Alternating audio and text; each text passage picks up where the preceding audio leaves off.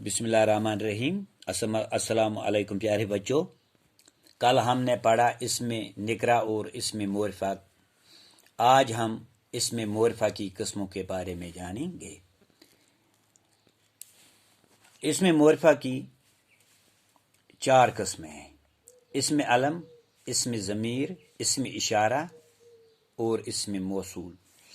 اسم علم وہ خاص نام ہے جس نام سے کوئی چیز، جگہ یا شخص مشہور ہو۔ یعنی اسم علم ہم کسی چیز، شخص یا جگہ کے لیے استعمال کرتے ہیں، جیسے دریائے جہلم، پتنی ٹاپ، سری نگر، لل دید وغیرہ۔ اسی طرح اسم ضمیر وہ کلمہ ہے جو کسی دوسرے اسم کی جگہ استعمال کیا جائے، جیسے وہ، اسے، میری وغیرہ۔ اسی طرح اسم اشارہ وہ اسم ہے جس سے کسی چیز یا شخص کی طرف اشارہ کیا جائے، جیسے یہ، وہ، اس کی وغیرہ۔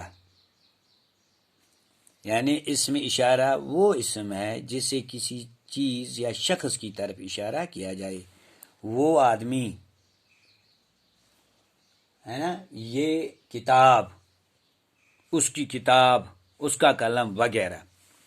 تو اسم موصول وہ اسم ہے جب تک اس کے ساتھ دوسرا جملہ ملایا جائے تب تک یہ ناتمام جملہ ہوتا ہے۔ دوسرا جملہ ملانے کے بعد اس کا مطلب سمجھ میں آتا ہے، جیسے جو کچھ انہوں نے کہا، تو ہم اس کے ساتھ آگے جملہ ملائیں گے تب ہمیں اس کا مطلب صحیح سمجھ آئے گا، تب یہ جملہ مکمل ہوگا۔ یعنی جو کچھ انہوں نے کہا، تو اس کے ساتھ ہم جملہ ملائیں گے، جو کچھ انہوں نے کہا درست کہا، جو چاہو حاصل کرو، جو کوئی آتا ہے خوش ہو جاتا ہے۔